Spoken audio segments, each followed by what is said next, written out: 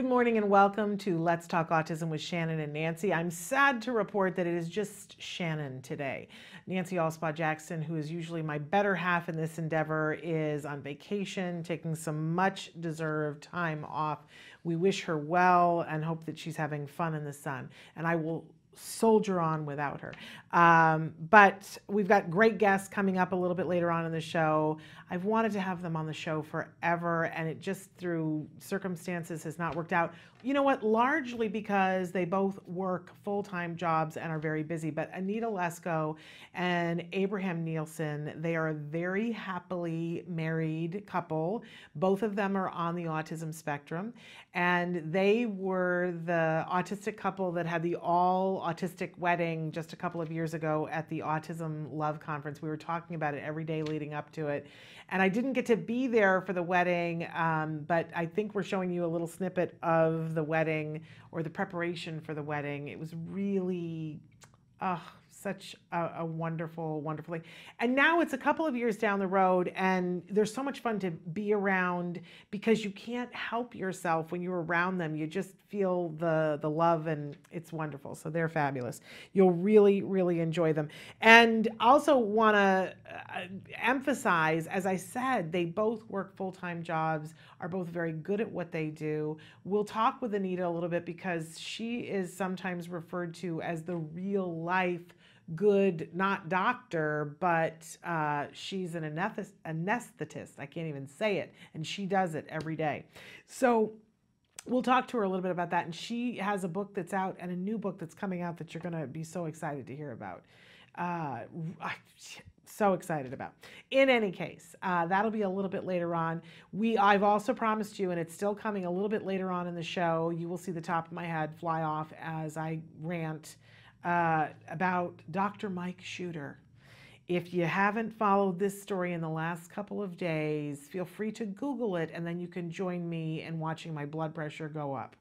My doctor is not going to be happy, but we cannot let this go. This quack, quack, quack, has said some things that cannot be let go. We have to take issue with them. So we'll be doing that later. We can look forward to that. And we're also, because it's Valentine's Day, not only are we going to talk about love with the autistic couple, but we are going to review something in WikiHow that I think is going to have a lot of you excited. It's the guide to how to get a girlfriend when you are on the autism spectrum. Oh, what a lovely piece of work it is. And I'm not being sarcastic at all. It's amazing. Okay, so let's jump right in. We've got tons of in the news that we're going to be covering throughout the show. But if you are at all following autism news, you know on Monday there was quite a little bit of hubbub around ultrasounds. And in fact, on Monday, JAMA Pediatrics came out with a report that says very clearly that there is no correlation between ultrasounds, the number of ultrasounds, or the duration of ultrasounds given during pregnancy and autism. So there is not a correlation between those. However, their preliminary research seems to suggest that there is a statistical difference that is significant when looking at the depth of the penetration of the sound wave. So if you had a deep ultrasound during pregnancy, particularly during the first and second trimester, that you were significantly more likely to have a child that was on the autism spectrum. So there have been a lot of critics of this study already stepping forward saying, wait, you haven't looked at all the factors. Because it could be that the moms who were having the deeper ultrasounds were having it for a reason, and that reason could be why those children were more likely to be on the autism spectrum. But from these preliminary results, they are recommending that women be mindful, that they absolutely, and this is coming from the Food and Drug Administration, has said that expectant mothers should never use ultrasound technology to make keepsake images or videos. Never. When I was pregnant, there was a big trend. They were doing the 3D ultrasounds, and you could get that video and the picture, and it was kind of expensive. It's gone down a lot in price. I know we talked about it and said we'd rather, buy a better crib and so on and so forth. But it's been a very popular thing. And so that's the Food and Drug Administration that at this point is advising that no one do ultrasound technology just for keepsake purposes. They are, the American Congress of Obstetrics and Gynecology is recommending that you do just 1 or 2 ultrasounds for low-risk pregnancies in healthy mothers. They say that some pregnancies are considered high risk due to an increased possibility of medical problem due to a mother's older age or underlying conditions such as diabetes. In these cases, the number of ultrasounds is decided by the woman's health provider. So, something to look at, but again, the study is coming under a fair amount of scrutiny and suggesting that perhaps we don't have all the answers to it. But in the meantime, let's all use caution. A breaking story in England, back in 2011, there was a facility called the Winterbourne View, and the BBC did a documentary about adults with disabilities, some of them with autism, being mistreated by individuals who worked there. Well, there's a new study that is suggesting that perhaps the National Autistic Society was involved in a cover-up of a second facility. We're talking about the Mendip House in Somerset, which was shut down in 2016 after repeated reports of very egregious things happening to the people who were staying there. In some cases, they say that there was a male gang who threw cake at residents and forced them to fund staff meals out. There were some who were forced to eat chilies, repeatedly thrown into the swimming pool, and forced to crawl around on all fours. The review said there was also one staff member who is said to have put a ribbon around a resident's neck and ridden them like a horse. Not ways that anyone should be treated. Another resident was given an onion when asked for a biscuit and then sent to his room when he failed to eat it. Oh. The report that it's by the Somerset Safeguarding Adults Board noted that the National Autism Society conducted an internal investigation and found plenty of evidence of degradation, but then failed to report to its own staff and local council what they had found. That facility has been closed, but the National Autistic Society is being investigated to see if, in fact, they knowingly and willfully covered it up. Really horrifying, but at least that facility is no longer working. Now, in another story, their new research shows that cognitive enhancement therapy improves autism outcomes in adults. Again, this is another study that's come under a fair amount of scrutiny, and they're being looked at very closely. What jumped out for me is that there were 2 different methods that were used to teach adults skills, and social skills in particular, and that one used computers in addition to a lot of different methods. The other one did not. The one that used computers was found to be quicker and more effective. They learned more and they learned it faster.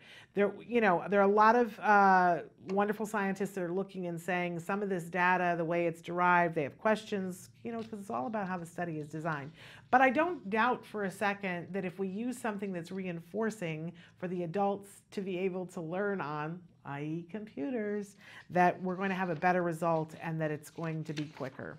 I think that's one of those does heard around the world. Okay, you may have seen in the news this week that Gerber, how much do we love the Gerber baby, right? And especially now, for the first time, they chose this precious little boy who happens to have Down syndrome to be the Gerber baby. And I tell you, it warms my heart, makes me so excited. Isn't he the sweetest little thing? Don't you just want to pick him up and hold him? We want to salute Gerber because this is one of those things that's going to change minds and open up people's minds in a way that's absolutely positive. And so we salute Gerber for that. But, you know, autism didn't want to be left out either. So Spam, for the first time, has its first Spam fan. He's a Spam ambassador, and he happens to be on the autism spectrum. That is Jackson Sizemore that you are seeing there. And we want to salute him. I don't particularly love Spam, but yay to Spam for having their first Spam ambassador and for having it be a young gentleman who is on the autism spectrum. These are good things. All right, we are going to take a break, and when we come back, we have the fabulous, the wonderful Anita Lesko and her wonderful husband, Abraham Nielsen, who's a poet. I'm telling you, he's a poet. And so that will be next, but don't worry, I'm doing a rant a little bit later on about Dr. Mike Shooter, and we'll be talking about that later. But first, these messages, and then a wonderful Valentine interview. Stick with us.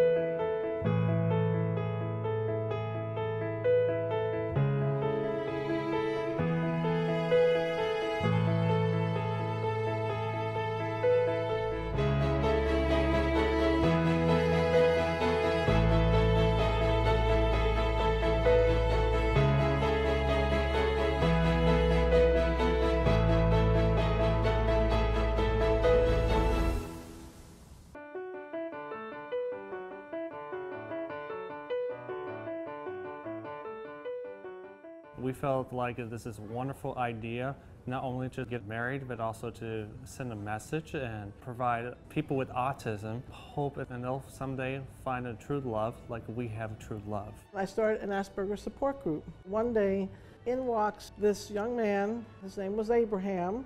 And when I first saw him, it registered in my mind that he was a very nice looking fellow. And yet I could see that he was very, very shy, not real sure of himself. I was the black sheep in the family.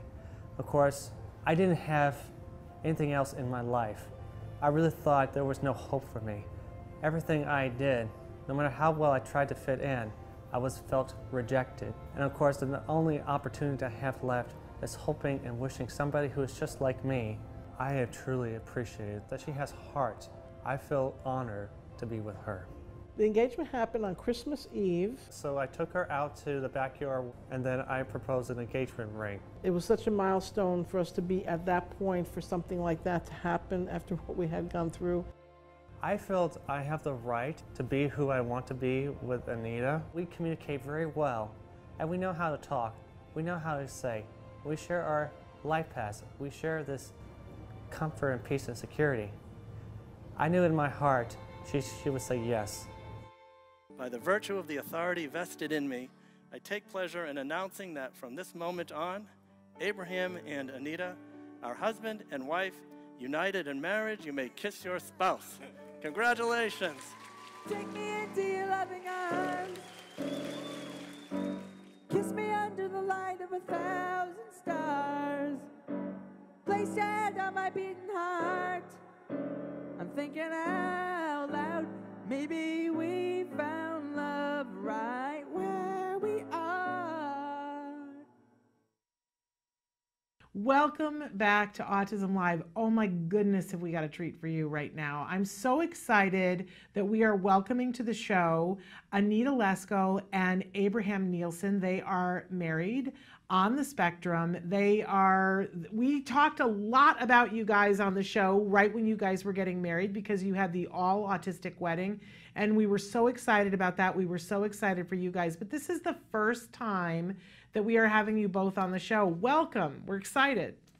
Thank Thank you. you. We're Thank excited you. too. Well, this is really lovely, and especially on this day, on Valentine's Day, to have you guys on the show is extra. You know, as we were thinking about this, and I was saying, if I'm thinking about love and I'm thinking about autism, what are the things that I want to have on the show? And you guys were the first thing that came to mind. So this is thrilling. But for people who don't know you guys, some people may know you, Anita, as the real life good doctor of autism. Why would people know you as that? Why are you known for that?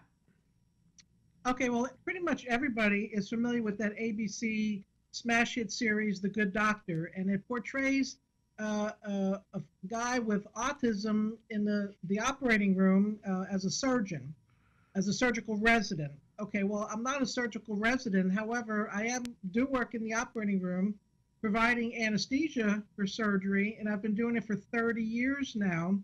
And so I have to cope with everything. I'm the only person on the spectrum in that setting, and for all these years, in every different hospital that I have worked in, which is about 5.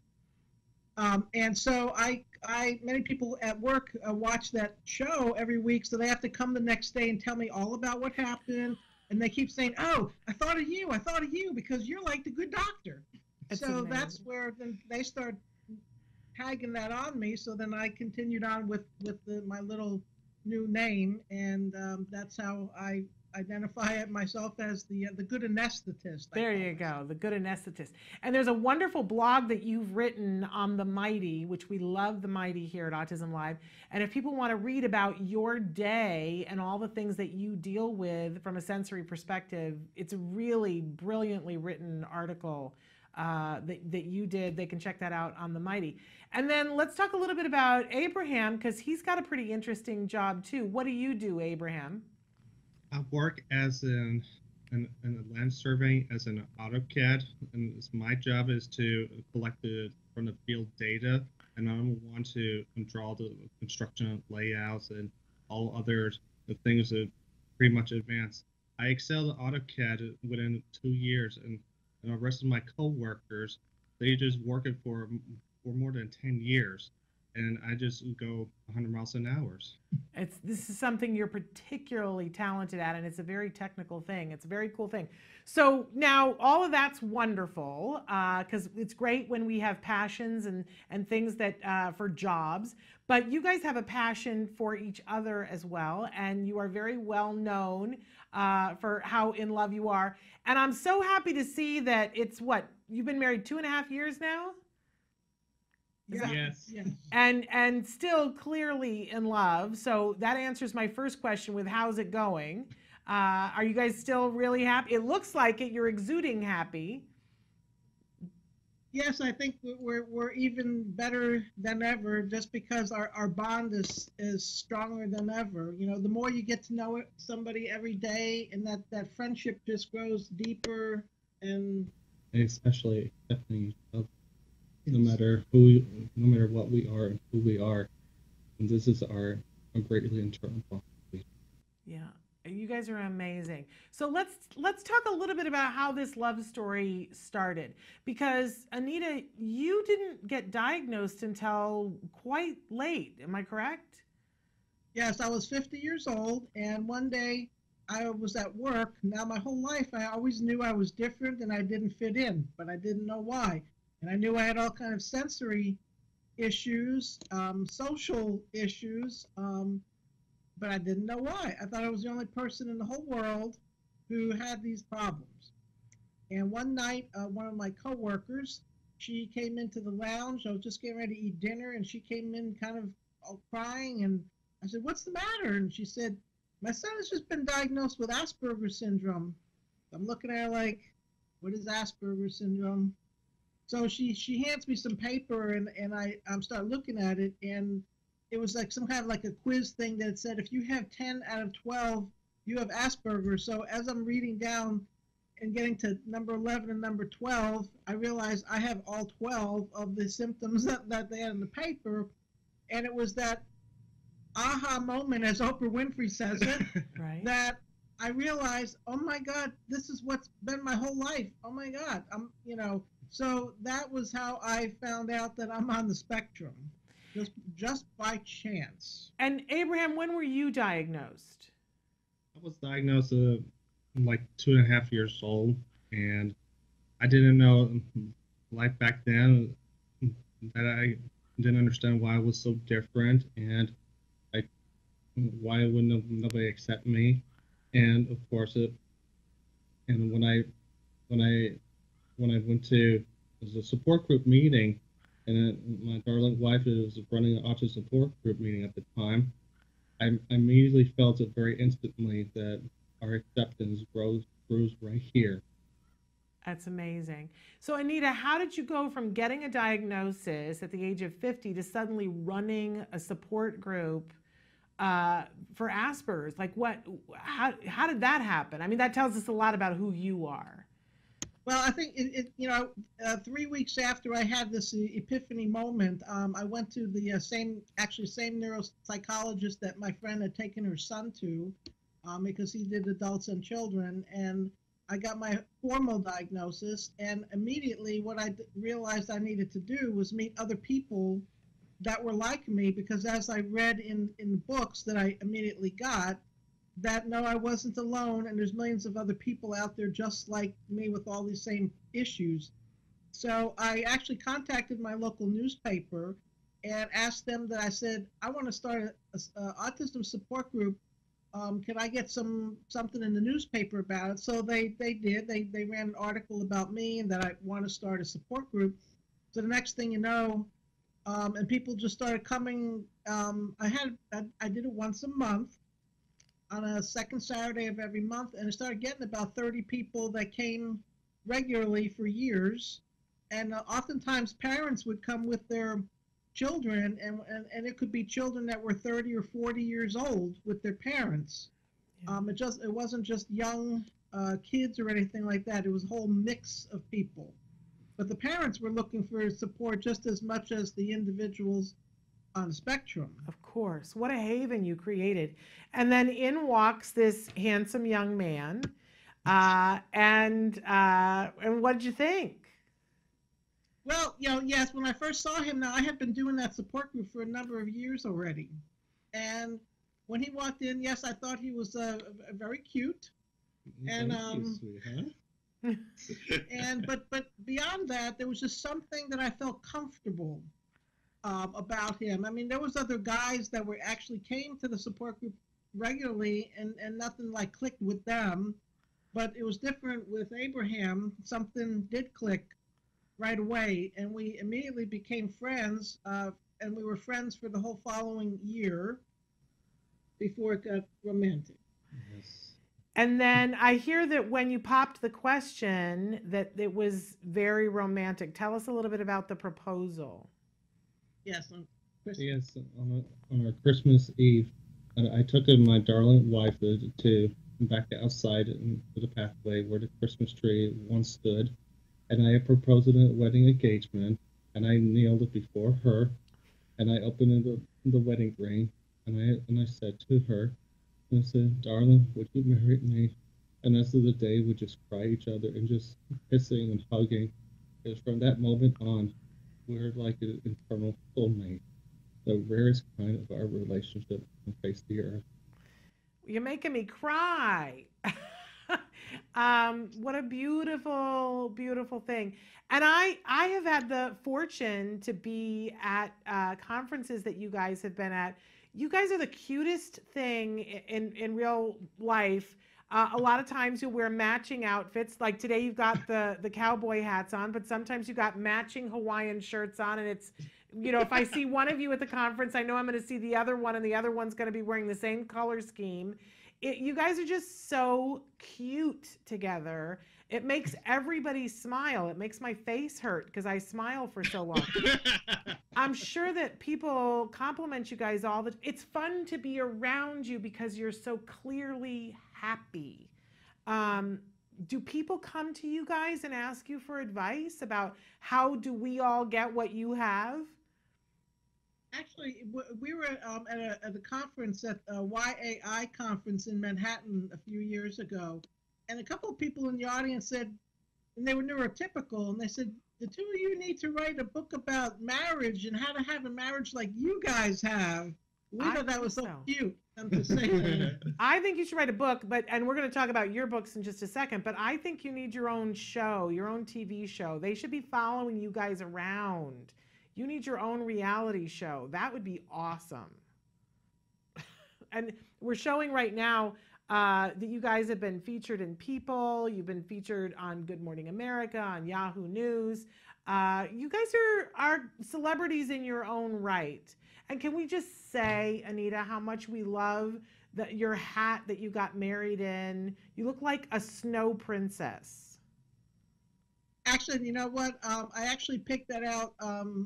My mom had died at the time when we were married. She was gone already for 3 years, and she loved anything like that looked like a Russian winter princess or something. Yeah, it's kind of very thing. Dr. Zhivago. Yes, that was her favorite movie, and that's actually why I picked that outfit for her memory and to honor her. That's how I came to pick that outfit.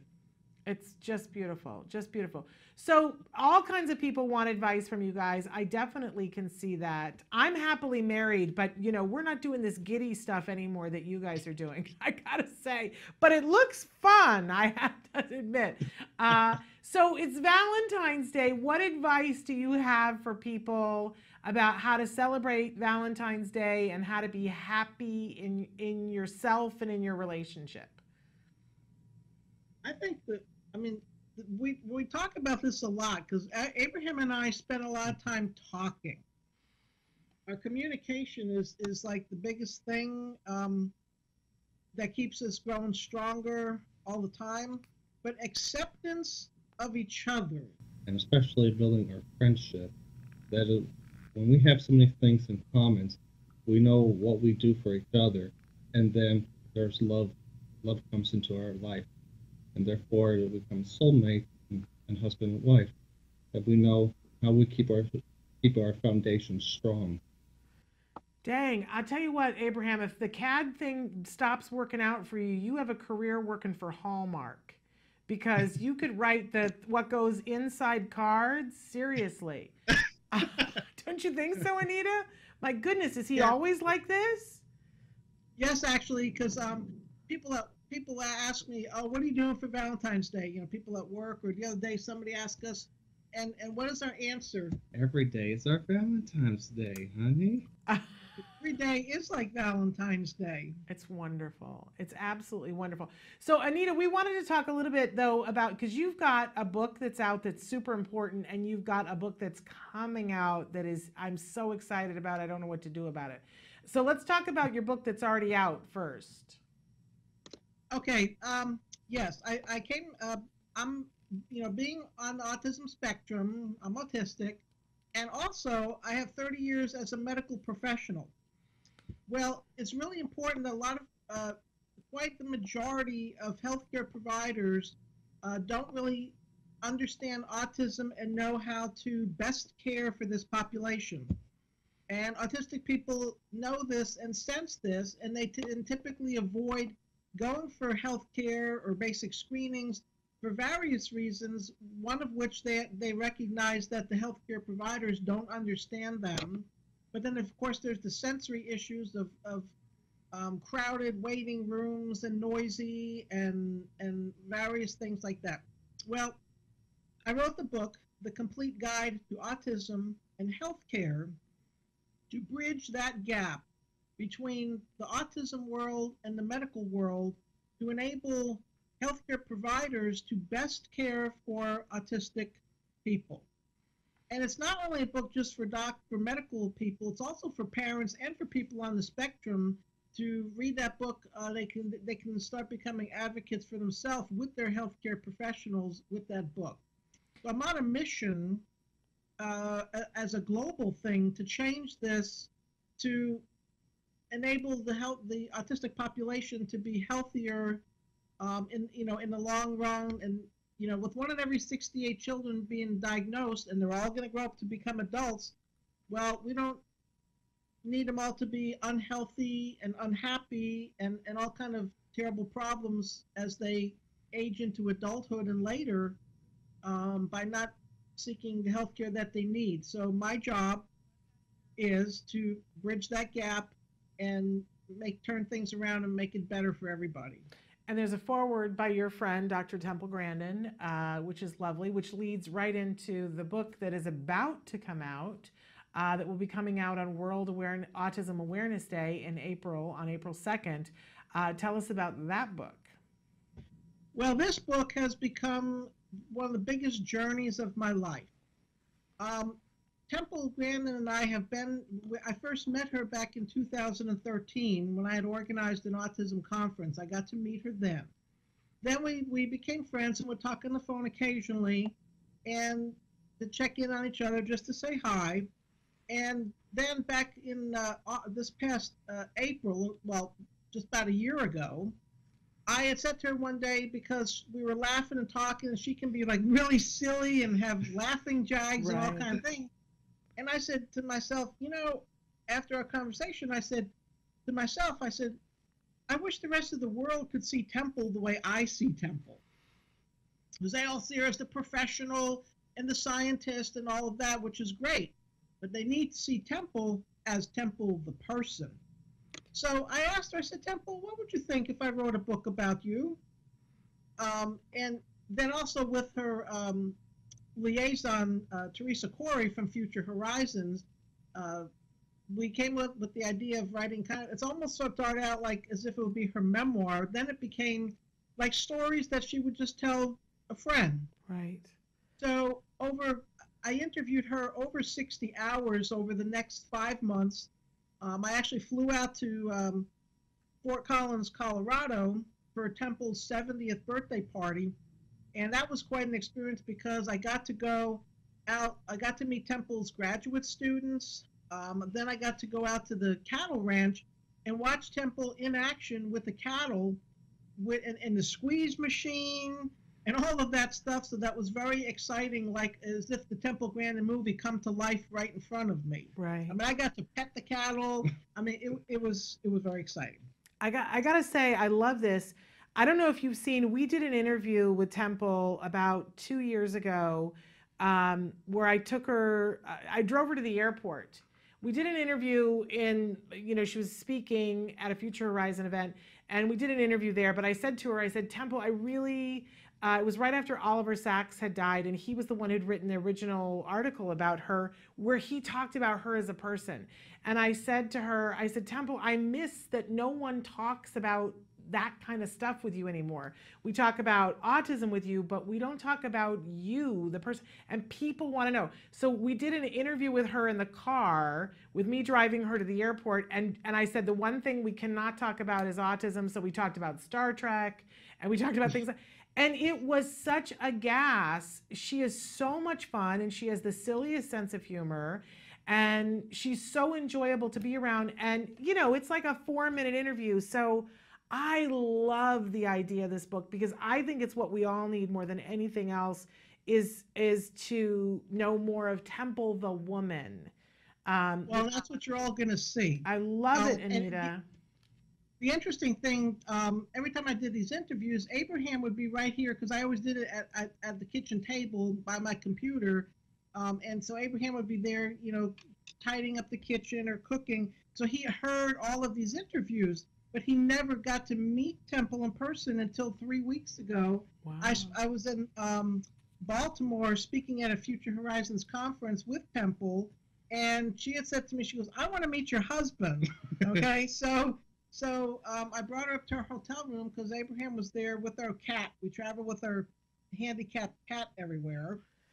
And so Abraham, tell what it was like to meet her finally. It was pretty unexpected event that I didn't expect the Temple Grandin will come up into our hotel room and to finally meet me and our emotional support. And it was the most phenomenal experience I ever saw in my entire life. I never saw Temple, how she transformed herself from coming from living all by herself into finding a really true friend, just like we have our true friendship to begin with. And I saw I saw my darling wife and Temple having a wonderful time for each other. And that gives me a glimmer of hope for the rest of autistic people to see they are capable of having not just having a friendship, but a love and relationship. They're belonging. Does he just make you cry all the time, Anita? We have this every day. Every day when I come home from work, because I'm in the OR going and going, first thing he does is he makes me an espresso, and then while I'm sipping that, he gives me a foot massage. You know, I'm wondering, did either one of you ever have a relationship before where you were in love or you had a boyfriend or a girlfriend, or is this really the first relationship for both of you? This is it. This is it. And really, so you know what's really inspiring to me about that is that so many people are going to be watching this who haven't found love, and they might be on the spectrum or they might not be on the spectrum, but they haven't found love yet.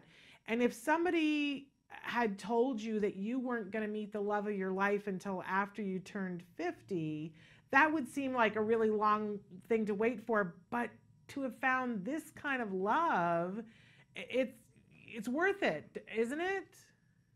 To wait that long? Yeah, it is, and I never think of my age. Yes, I mean, people know there's an age difference between us, but we never think about it. And I feel like I act kind of young and silly for my age anyway. Just be us. Just be us. That's right. Just be us. Yeah, because what do the numbers matter? But I think that whole idea of that when it finds you, it's the right time to find you, and for people who haven't found it yet, that it could still be coming, but they have to be willing to be in places where they could meet somebody. Because if you hadn't started that support group, do you guys think you would have met? No. Well, that's amazing to think about. That, you know, if you do something to help yourself and you get the biggest gift of all time, meeting the love of your life. Really amazing. Now, has there ever been a discussion between you guys? You have your animal, but did you ever talk about the possibility of children, or was that something that you guys, it was off the table?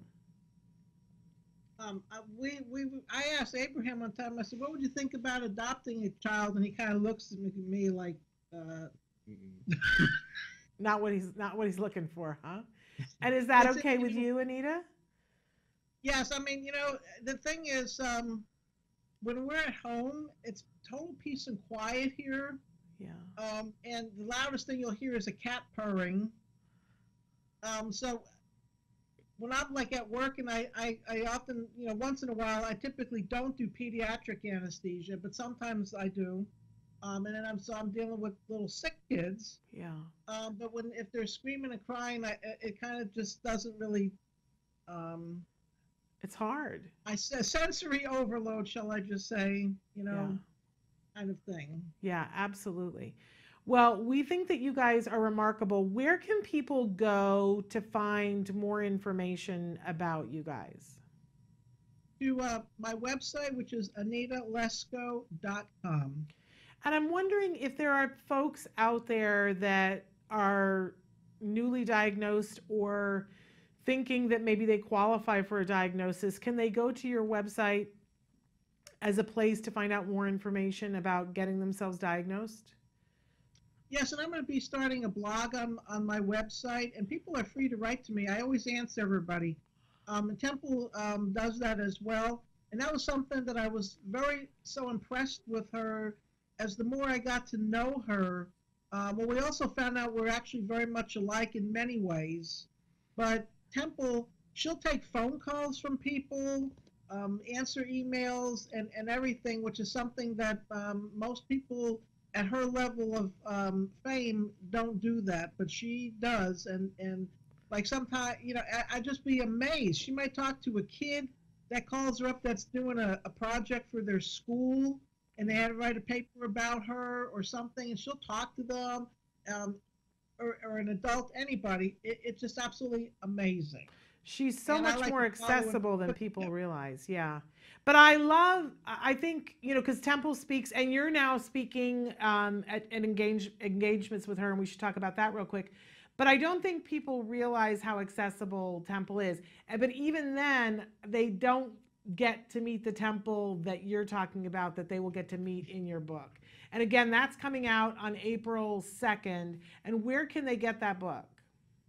Right now, you can order it on Amazon to pre-order it. After that, it'll be in all major bookstores. And I keep thinking to myself that when people see that, they're going to want to make a remake movie about Temple now that they see the real Temple and how silly she gets. She gets these laughing jags that's like you can't help but bursting out laughing just the same over the silliest things. Yeah, but it's so great to see that. It is. I've said before, you haven't lived until you've seen Temple Grandin giggling over something, right? It's so much fun. She and my son once got to giggling over an article that I think was in Business Weekly magazine that was reviewing cat food with wine pairings to go with the cat food, and the two of them got to giggling about it so much that I didn't think they were going to be able to talk after that. It was so much fun to watch and see. But in any case, we want to wish you guys the best. Happy Valentine's. I know that you'll be having a great Valentine. Do you have any special plans? Will you guys, I know it's every day for you, but anything special for Valentine's Day? Well, I mean, you know, typically for Valentine's Day, people get flowers. As you can see behind us, there's some fresh roses and pretty flowers over there. But typically people make a nice dinner and stuff like that. We have that like every evening. So and actually right now, because I'm not writing a book or anything pressing at the moment, we actually can cook together. So that'll be a treat. Just that actually, you know, that I'm not going at it on my computer typing as he's standing here 2 feet away cooking. I'll be right there cooking with him. Well, we are so. And he always calls it cooking with love. I love it. We are so happy for you guys. We're so thrilled for you that you have found love and that we all get to see it. It's a lovely, lovely thing. We want to remind people to check out both of your books. One is available now. The other one will be available on April 2nd. And go to AnitaLesko.com for more information. And I thank you guys so much because I know both of you work so hard and such long hours. So thanks for taking the time to be with us on Valentine's Day. It was our pleasure. It's our pleasure. All right. We'll talk to you guys soon. We're going to take a short break and then we're going to be back with more Autism Live. Stick with us. What is autism? What is autism? What is autism? What is autism? What is autism? What is autism? I've been asking myself that for a very, very long time. Let me think about that one. Trying to, Jeez. Let me think. Oh man, that's a rough one. Yes. Autism is a neurological disorder that affects many of our kids in different ways. It's a learning disability that affects the cognitive functions of the brain. A lot of people have the misconception that it's a disability, and it's really not. I look at it as like a special gift. When one person thinks differently from another. It's an opportunity for everyone to learn to understand someone that's a little different than them. Autism is the ability to educate. They're given so much talent in different areas. To me, autism means a chance to be with and be around people you really care about. Autism is beautiful. It's a way of seeing the world differently. It's always unique, totally intelligent, and sometimes mysterious. Happiness that comes out of my son's hard work. It's a movement. Unpredictable. That's right. Awesome. Love. The field I want to work in. Laughter, fun, joy. Autism is beautiful to me. I want you to remember these 3 words. There is hope.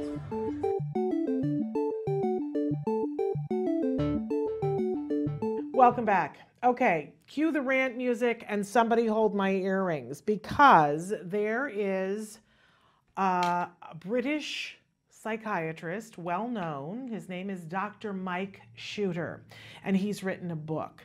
I'm not going to say the name of the book because I don't want to give this person any more press. I know he's looking for press because he's been doing the morning talk show circuit this whole last week. And he recently appeared on the popular British show This Morning, a wonderful show where he shared his opinions about autism and ADHD and shared that, in his opinion, it is being overdiagnosed. And the reason why, according to Dr. Mike Shooter, is because autism parents, we poor, misguided people, are deciding that we want our kids to be diagnosed. This is what his expert opinion is. And that we are proudly wearing the badge of the fact that our children are on the autism spectrum. Okay, now at first thought, I thought, okay, this dude is old. And maybe he got a little confused. Maybe the elevator is not getting all the way to the top. Maybe they asked him a question and he didn't quite get it and he misspoke and he feels really bad about it. No, I'm sorry to report that on further inspection, this is crap, and I mean that literally, that Mr. Shooter is peddling far and wide. In fact, he goes much further than blaming the autism parents. In many of the speeches that he's been doing, he is pointing specifically to the fact that he ran into one of his former students recently. This former student is now a very respected child psychiatrist, and that former student reported to him, he said, boy, you wouldn't believe how much things have changed.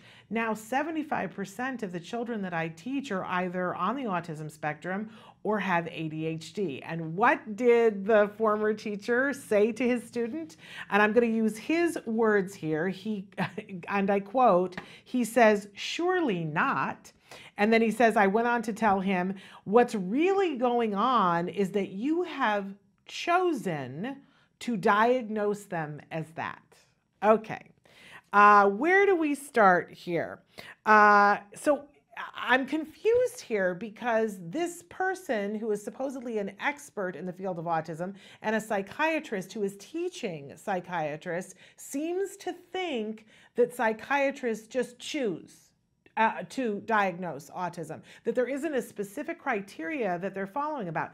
Did he forget that there's a criteria? I mean, he had to have taught that at some point, right? Isn't that something that he would have taught his student? But he's saying you just are choosing.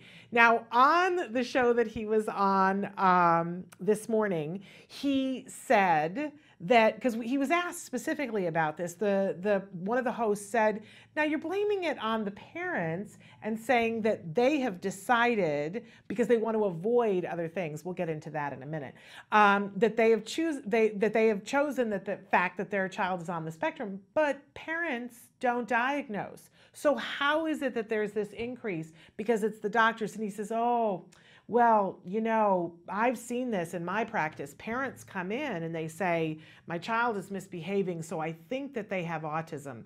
And see, I say to them, hold up a second, let me, you know, I'm the doctor, let me diagnose. Apparently he wants a pat on the back for that. And I want to say to him, that's called good medical practice, that right there. Because let's take it to something outside. I'm sure that all kinds of people go to the emergency room and they go, I'm having chest pain. I think I'm having a heart attack. And the doctor then says, well, let's take a look at you and see what's going on. Because some of the people who come into the emergency room who say I'm having chest pain aren't having a heart attack. But guess what? That doesn't mean that heart attacks aren't happening, and it doesn't mean that there isn't an increase in heart attacks. Because you know what happens? Those people are treated by physicians and they're sent home and told that it's not a heart attack. So Dr. Shooter, are you saying that you are the only person who's following the criteria? The parents, of course parents are coming in and saying, I don't know if my child has an autism spectrum diagnosis. And you know what, there's going to be more of those. But a good doctor says, let me look at that. The ones that don't are sent home, that don't meet the criteria, by the way, that aren't chosen. Take a breath, right? You know, so they look at the criteria, they send those people home and they go, no, your child doesn't have autism, right? But that doesn't change the incidence unless you're saying that you're the only one That sounds like a lot of hubris to me, if you're the only doctor who's following the criteria. Okay, but then let's back it up for a minute and talk about this supposition that parents want their child to be diagnosed with autism. Let me just say, I'm an autism parent, Dr. Shooter, and I talk to autism parents every day and have for the last 12 years. And I have yet to meet the autism parent who has said that they have ever thought, gosh, I hope my child gets diagnosed with autism, because you know what? I want to spend the rest of my years on this planet fighting for services and fighting against prejudices against my child and against my parenting. That sounds like a good time. I honestly, one of the things that makes me so mad about this is that there is so much ignorance about autism. It's pervasive, right? We see people all the time, and I try to excuse it and go, it's just ignorance. There was a time when I was ignorant about autism, but there are these people who will write in and say, I don't think that that child has autism. They just need a little discipline. That's what they need. And we in the community know that that is sheer ignorance. And unfortunately, now they have this supposed expert that they can line up behind. And guess what? They are lining up in droves, Dr. Shooter, to say, oh, I agree. People who know nothing. And you have given them a place and a voice where they think, see, I know that they're right. So I normally say, just let those people go their way because, bless them, they don't know. But not today. Do you know what I wish for today? I wish that all the people that are writing in on everything that this quack is writing, and they're saying, I agree with him. These kids don't have autism. They just need a little discipline. I would like to sentence each and every one of those people to having to observe 24 hours a day, 7 days a week for at least 3 weeks, children on the autism spectrum. And I say just observe because you know what? Our children deserve more than to be in the presence of people that are this ignorant, right? So that's what and in 3 weeks, how about if you come back to me and you tell me that we wanted this diagnosis, that we are choosing this and pressuring doctors to choose it. Come back and tell me that. Now, for Dr. Shooter, I just want to say to you, shame on you. What a disgrace you are. Sir, you have violated the Hippocratic Oath because you have done harm. It is time for you to retire. Quack, quack, Dr. Shooter. And that's what I have to say on that. And by the way, in case you're not sure, I'm not going to buy your book and I'm not recommending it. Consider me officially boycotting you and what you do. All right, moving on. I wanted to end today's show with something really fabulous because it's Valentine's Day. And so many of you that are adults write in. In fact, we had a gentleman who wrote in during the interview with Anita Lesko and her husband, Abraham Nielsen. And you said, what about for people who don't have a normal voice? And you know, the word normal is so hard because I want to say to you, I don't know what normal is anymore. But if you don't have the voice that you think that others have, I've got a resource for you that I think is pretty good. And amazingly, it comes to us from WikiHow. I want to encourage you, they've got a bunch of different articles, but one of them is how to get a girlfriend when you're autistic. And I gotta say, they went to a bunch of different sources, collated a bunch of information, and they've got step-by-step in 3 separate parts. So part 1 is, and I'm not gonna go through the whole thing because I want you to go to WikiHow and support them because it's really lovely. And by the way, they have other articles too that I think would be really interesting to you. Big shout out to WikiHow. Love, love, love. So part 1, how much time have I got, Samantha? Okay, we're out of time, but part 1 is meeting a potential girlfriend. Part 2 is getting to know someone. And part 3, I don't want to leave it out. Part 3 is maintaining your relationship. And within each one, they have specific steps, and it's great advice for anyone, but especially for somebody who's on the autism spectrum. So check it out. Go to WikiHow and put in how to get, or you can just Google how to get a girlfriend when you're autistic and read through the whole thing. Let me know what you think, but then also see the related articles at the bottom. It's fabulous. Great, great. Well done, WikiHow.